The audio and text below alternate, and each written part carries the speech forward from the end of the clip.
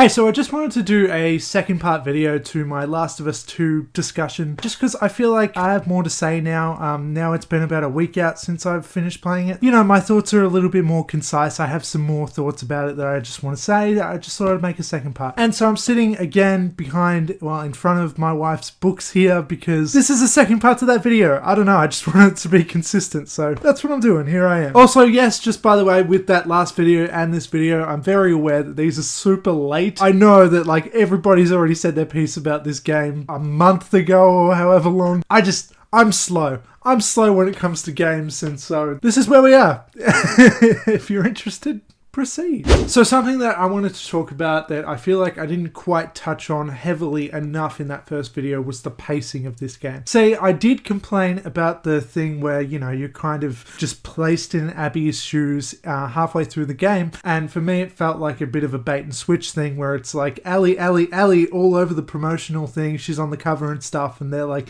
we're playing as Ellie, she's the main character, and then, you know, they plop you in as Abby halfway through, and it's like, what? What are we doing? What are we doing? It kind of feels like a bait and switch, since they didn't heavily promote the Abby side of things. But that being said, that isn't that bad a thing, I feel like, because it was meant to be a surprise. Like, that's meant to be like a fun twist or whatever, I suppose. I don't think that that's like a nefarious act on Naughty Dog's part, I guess. Look, the optimistic side of me is like, that's something that they didn't want to spoil. The pessimistic side of me is like, that's something that Naughty Dog knew wouldn't be a popular decision, and so they didn't outright say anything about it, which is maybe a bad thing, because it looks bad, because it's like, if that's going to be bad for sales and they don't want to promote that part, kind of feels like they're hiding it. You can look at it two different ways. You know, I want to be optimistic because that's just how I try to be, but I don't know. I'm not quite sure how I feel about that. I do feel like there were some dodgy decisions made behind the scenes with Naughty Dog and stuff. Like, particularly with, I saw some behind the scenes stuff since finishing the game, because I've been watching videos and stuff about the game all week since, and I saw some videos where Neil Druckmann was saying things like, Ellie is the only character that you play as definitively. That's the answer. I wouldn't lie to you. And then it's like, oh, well, we played as Abby. Did lie. What's that? So there's some weird things like that that's just a bit, I don't know. I'm not quite sure how to feel about that kind of thing, and so I don't have that much to say about it. So that's about all I have to say. But now I just want to get to the main point, being you know, my thoughts on the game itself, not the behind the scenes stuff. That's irrelevant. Okay, so the pacing of the game, I feel like it could have been handled way better if they had have just split up the different parts between Ellie and Abby, you know, not halfway through the game.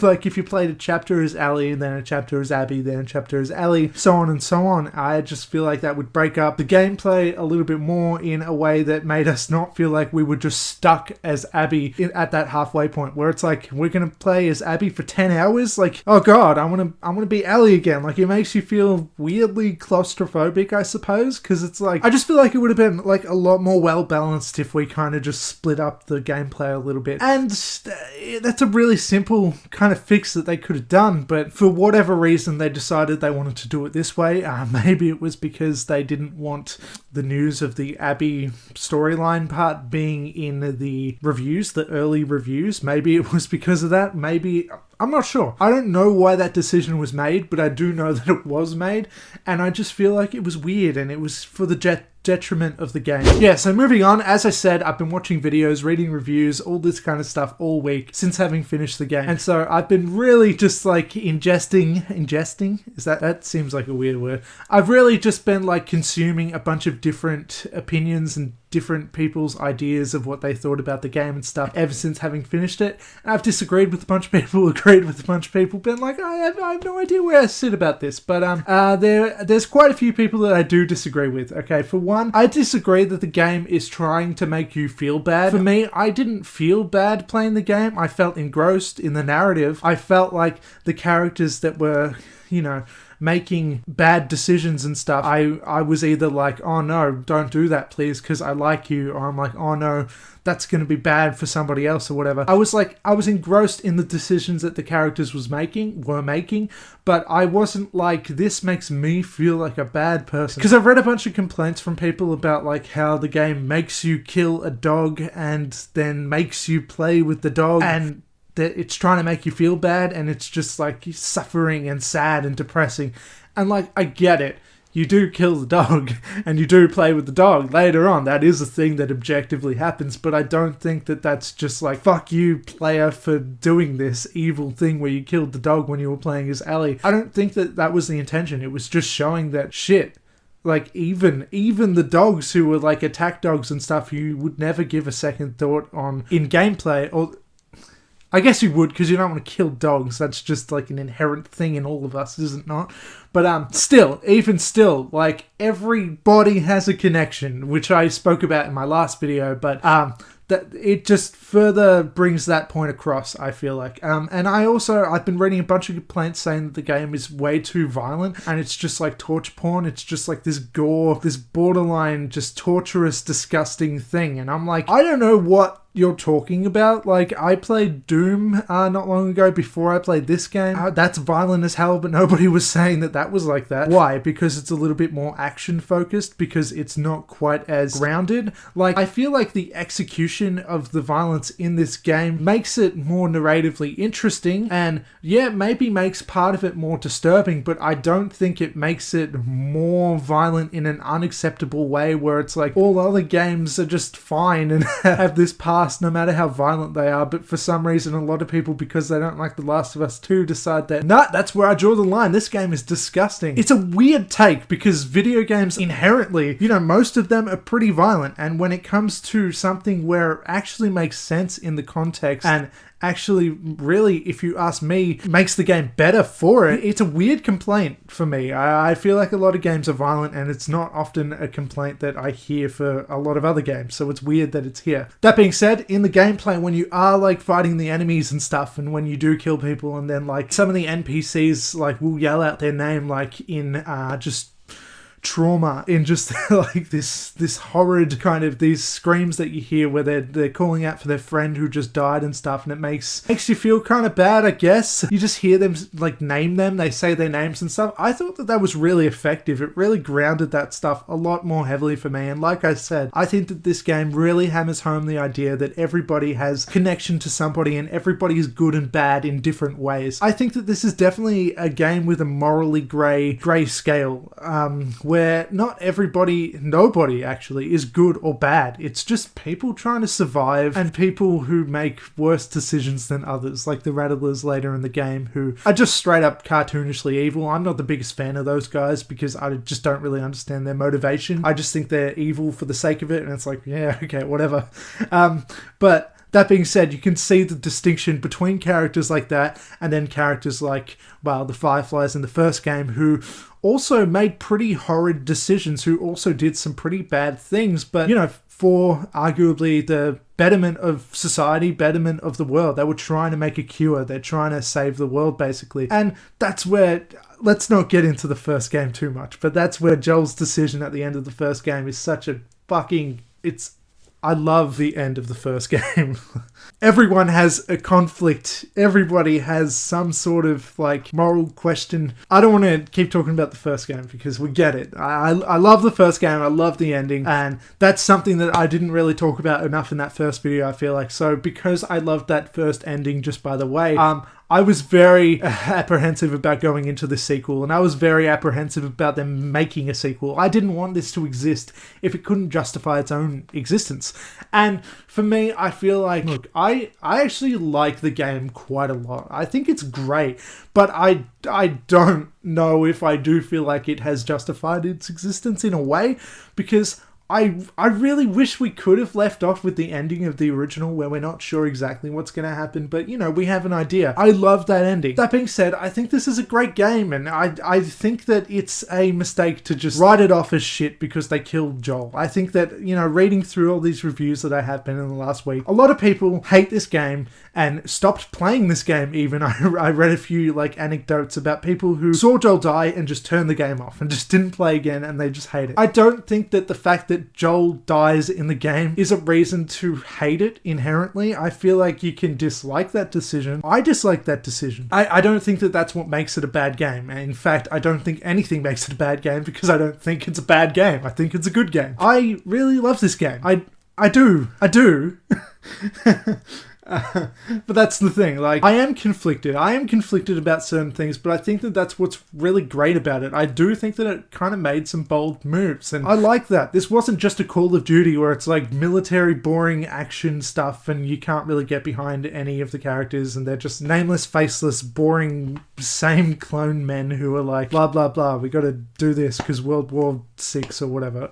You know, it's much more compelling than that. And speaking of men and all that shit, that's something else that I didn't really touch on in that first video. That something that I did notice while playing through the game, that I also really liked actually, is that there were a lot of, you know, that it's very diverse, you know, even in the NPCs, even in the enemies that you're fighting and stuff, you'll see a lot of women, you'll see a lot of, you know, people of color, people call them, I guess, are just different races, which, you know, it's kind of a cool thing. That's not something that you see in a lot of games, and in a game like this, it makes a lot of sense. Like, they're taking who they can get, they're, you know, they're surviving. It's just bands of people who are trying to survive together, and I think that makes a lot more sense than just always being a bunch of men in some sort of military situation where I don't care. That being said, when I'm thinking about Abby's side of things, her part, as particularly around the start of her Seattle Day 1 section, that started to really bore me, because that did feel a bit militarized in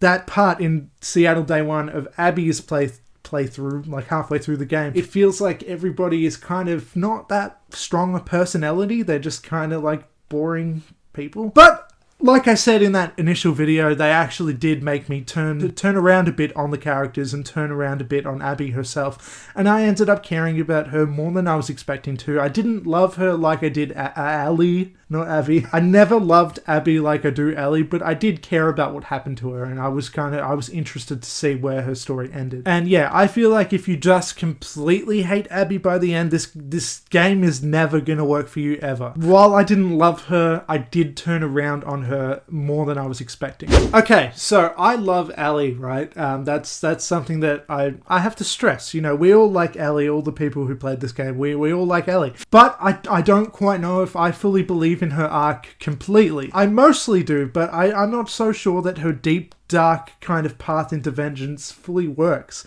You know, the game kind of feels like it's trying to portray Abby in this almighty light, like she's the best person in the world by the end of the game, and we're meant to be like, yes, Abby, you are so good in your endeavors, go you. And then I feel like the game kind of wants us to dislike Ellie, or at least go against what she's trying to do. We're supposed to think that Ellie's kind of turning into this monster that she wasn't before. And I think that the game wants us to not, you know, want that for Ellie, but I also think that, I don't know, I kind of feel like what Ellie and Abby are doing throughout the game are kind of similar in morals, in actions and stuff. And they're kind of rivals in that way, and there's a parallel between them. They're kind of similar in that way, but I feel like the game by the end of it is like making us supposed to think, I think, that we're supposed to be like, yes, Abby, you're a good person, and Ellie, you're starting to get way too into the dark side. Come on, come back to us. What are you doing? Slow down. But I don't really buy that, because I feel like there's this big disconnect between the gameplay and the narrative here, in where when we're playing as Abby and when we're playing as Ellie, it's very similar. We're taking down hundreds of people throughout, you know, the chapters. They both kill plenty of people and don't give it a second thought. And that's why I feel like it is a bit annoying at the end when Ellie doesn't kill Abby, because it's like, oh no, I can't kill one more person. I couldn't possibly. That would be so wrong of me, when she's already killed however many people to get there. It kind of feels disingenuous to me. That being said, at the same time, I also really like the theme of her not killing Abby. I think that was the right way to go about it. And that's kind of the thing that happens in games, I feel like, where you can either buy it or you can't, when it comes to that disconnect in the gameplay and the narrative. And I feel like I can see both sides, but if I absolutely have to, I can disconnect them. I think that's fine. So yes, she kills plenty of people in gameplay, but let's just say narratively, if you think about it from the cutscenes and stuff, let's just say that maybe the gameplay is an exaggeration a little bit in that way. Maybe? I don't know.